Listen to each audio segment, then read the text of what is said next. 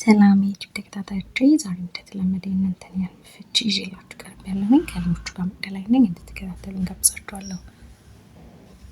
ህልሞቻችሁ እንዲፈታ የምትፈልጉትን ኮሜንት ሴክሽን ስር ማስቀመጥ ትችላላችሁ። ለዚህ ቤት አዲስ የሆናችሁ ሰብስክራይብ በማድረግ ቤተሰብ ሁኑ። ላይክ፣ ሼር ማድረግ እንዳረሱ፣ የደውል ምልክቷን መጫን እንዳረሱ፣ አዳዲስ ሲወጣ እንዲደርሳችሁ ማለት ነው።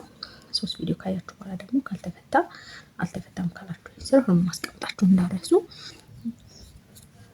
ቪዲዮቹ ሲረዝሙ በማፍጠኛ ማየት ትችላላችሁ። ፍቺ ብቻ የምትፈልጉ ደግሞ አሉላችሁ። ደቂቃቸው አጠራጠር ያለ ነው። እነሱን ቼክ አድርጓቸው። ፍቺ ብቻ ናቸው። ሁለተኛ ቻናሌን ደግሞ ሰብስክራይብ ያላደርጋችሁ ሰብስክራይብ አድርጉ። አሁን ወደ እናንተ ህልሞች ወስዳችኋለሁ። ላይክ ማድረጋችሁን ደግሞ አትርሱ። SWD ሰላም መግዲ ሰላም። በህልም የጴንጤ ፓስተር እዩ ጩፋ ይመስለኛል እኔና እህቴን በእጁ ይዞን በአስፓልት ላይ ከአንድ ቦታ ወደ ሌላ ቦታ እየተሯሯጥን ወንድማችን ነው እያለን ለሰዎች እናወራለን።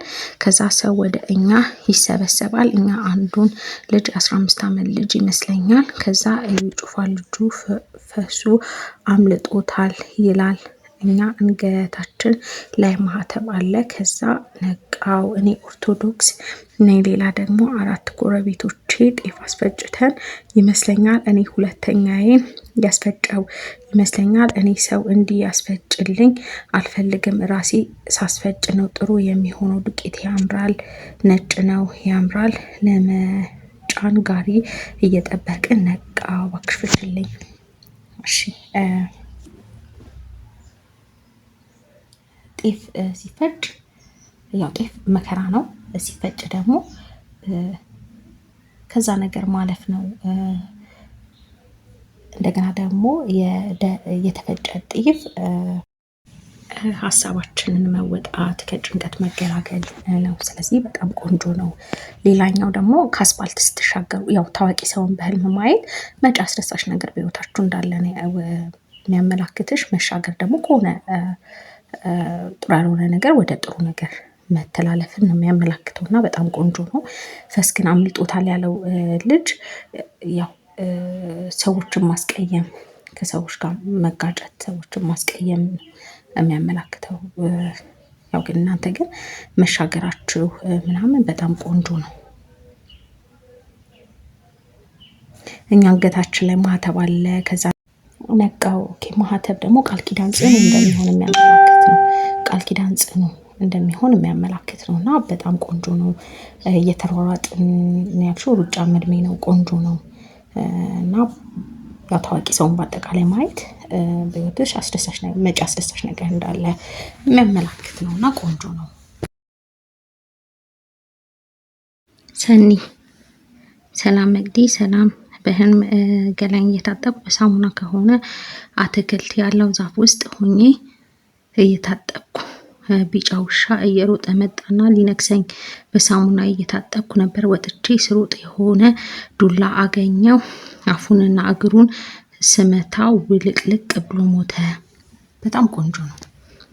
አንደኛ ገላን መታጠብ በሳሙና ፈጣሪ በደልን ይቅር እንዳለ ከኃጢአት መንጻትን ነው የሚያመላክተው እና በጣም ቆንጆ ነው። ሌላኛው ውሻ ሴጣን ነው ወይም ደግሞ መተት እየተላከ እንደሆነ የሚያመላክትሽ ነው። ስለዚህ አንቺ ደግሞ ያው ወጥቼ ስሮጥ ያልሽው ሩጫ እድሜ ነው። ማምለጥ ደግሞ ከሆነ መጥፎ ነገር ሊደረግብሽ ካለ ነገር እንደምታመልጪ ነው። ያው እሱም ማምለጥ ደግሞ በጸሎት ማሸነፍ ነው ሴጣንን። ስለዚህ ያው በጸሎት መበርታት ነው የሚያስፈልገው። ሴጣንን ድል ማድረግ ነው። ሲሞት ነው ያየሽው፣ መተሽው ሲሞት ነው ያየሽው። በጣም ቆንጆ ነው። በደንብ ጸሎት በርቺ። በጣም ቆንጆ ነው።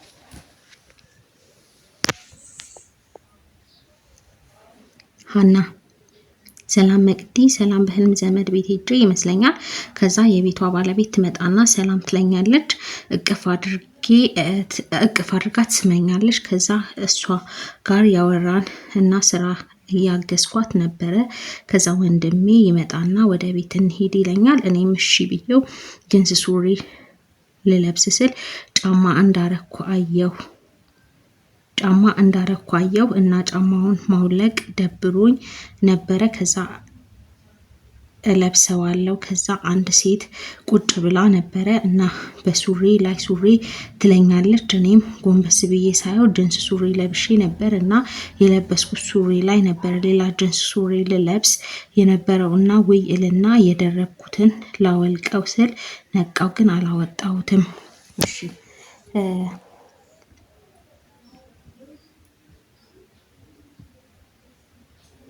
መሳ አንደኛ ፍላጎትን ወደ ማግኘቱ መቃረብን ያመላክትሻል። ያው ብዙ ፍቺ ቢኖሩትም እዚህ ጋር ያው ፍላጎትን ወደ ማግኘቱ መቃረብን ነው የሚያመላክተው። ያው ጅንስ ሱሪ በአጠቃላይ ባልን ነው የሚያመላክተው። ግን አንቺ በሱሪ ላይ ሱሪ ስትደርቢ ማየትሽ ትንሽ ልክ አይደለም። ያው የሆነ የተምታታ ወይም ደግሞ የሆነ በአንድ ያረጋ ነገር ካለ ያው መስተካከል እንደሚኖርበት ነው። ጫማ ስራንም ባልንም ነው የሚያመላክተው። ያው ጸሎት አድርጊ። ያው በሱሪ ላይ ሱሪ መደረብ ትንሽ እንትን አይደለም። የሆነ ግራ የተጋባ ሁኔታ ውስጥ እንዳትሆኚ መጠንቀቅ ነው። ጽጌ ማር መቅዲ ህልም ፍችልኝ። እኔ በተደጋጋሚ ልጅ ወልጄ አያለው። አምጪ ስወልድ አይደለም የማየው፣ ተወልደው ነው የማየው። አንድ ጊዜ መንታ፣ ሌላ ጊዜ ሴትና ሌላ ጊዜ ደግሞ ወንድ ስወልድ አያለው። በተደጋጋሚ አያለው። ምንድን ነው? ስለምትፈችልኝ አመሰግናለሁ። ልጅ መውለድ ከሀሳብ መገላገል ነው። ያው አንቺ የሚያስጨንቅ ነገር ባይሆንም ግን ሀሳብሽን በቀላሉ እንደምትገላገይ የሚያመላክትሽ ነው እና በጣም ቆንጆ ነው። ሴት ልጅ ደግሞ ሲሳይን ነው የምታመላክተው። በአጠቃላይ መውለድ ከሀሳብ መገላገል ነው። በቀላሉ ሀሳብሽን የሆነ ሀሳብ የገባሽ ነገር ካለ በቀላሉ እንደምትገላገይ የሚያመላክትሽ ነው እና ቆንጆ ነው። ሴት ልጅ እንዳልኩሽ፣ እንደገና ደግሞ ህፃናትም ደግሞ መንፈስ ቅዱስን ሲሳይ ነው የሚያመላክታሉ። ያ ሴት ልጅ ደግሞ ሲሳይ ነው የምታመላክተው። በጣም ቆንጆ ነው።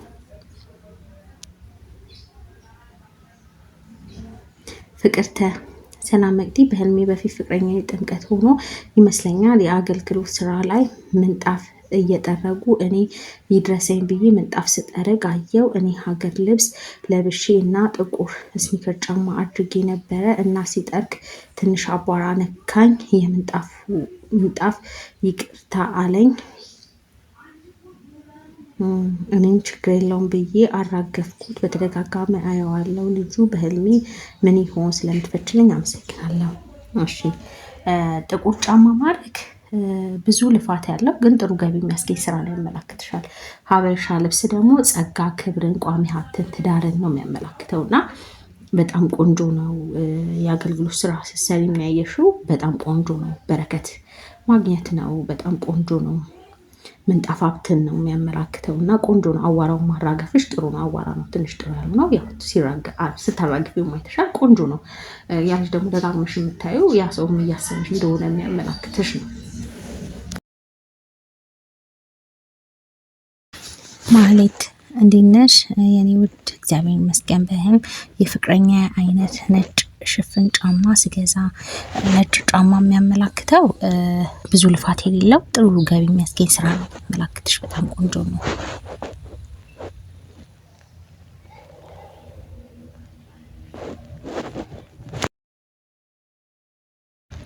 ሊሃን መቅዲ ሰላም ነሽ? እግዚአብሔር ይመስገን። ለምትፈችልኝ በጣም አመሰግናለሁ። በህልም ሌሊት የተኛንበት ግቢ ውስጥ ብዙ ሰዎች ገብተው ይንጫጫሉ። በመኝታ ክፍላችን መስኮት በውጭ በኩል ወታደር ጥይት ሲተኩስ የተሰበሰቡ ሰዎች ይበታተናሉ። ከዛ ጠመንጃ በመስኮት በኩል ወደ መኝታ ክፍል ያስገባሉ፣ ይሄዳሉ። ከዛ በኋላ ባለቤቴ አልጋ ላይ የተኛ ይመስለኛል ነይ ይለኝና እኔ ደግሞ ውሃ ጠምቶኝ ውሃ ልጠጣ ስል ብርጭቆ ውስጥ ያለው ውሃ ብርጭቆ ንጹህ ስላልሆነ ሳልጠጣ ቀረው።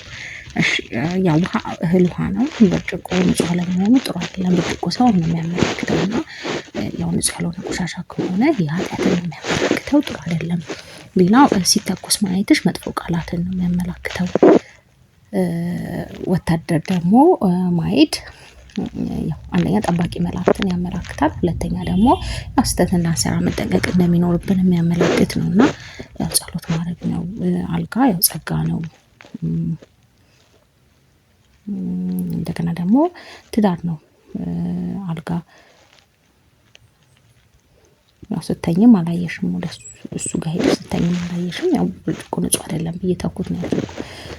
ንጹህ ያልሆነ ብርጭቆ ያው እንዳልኩሽ ኃጢአትን ነው ሰው ነው በቃ ሰውን ነው የሚያመላክተው። ያው ኃጢአትን ነው ቆሻሻ ነገር ጸሎት አድርጊ። እንደተመቻችሁ ተስፋ አደርጋለሁኝ። ለዚህ ቤት አዲስ የሆናችሁ ሰብስክራይብ በማድረግ ቤተሰብ ሁኑ። ላይክ ሼር ማድረግ እንዳረሱ፣ የደወል ምልክቱን መጫን እንዳረሱ፣ አዳዲስ ሲወጣ እንዲደርሳችሁ ማለት ነው። ለዛሬ ምን ይመስላል? መልካም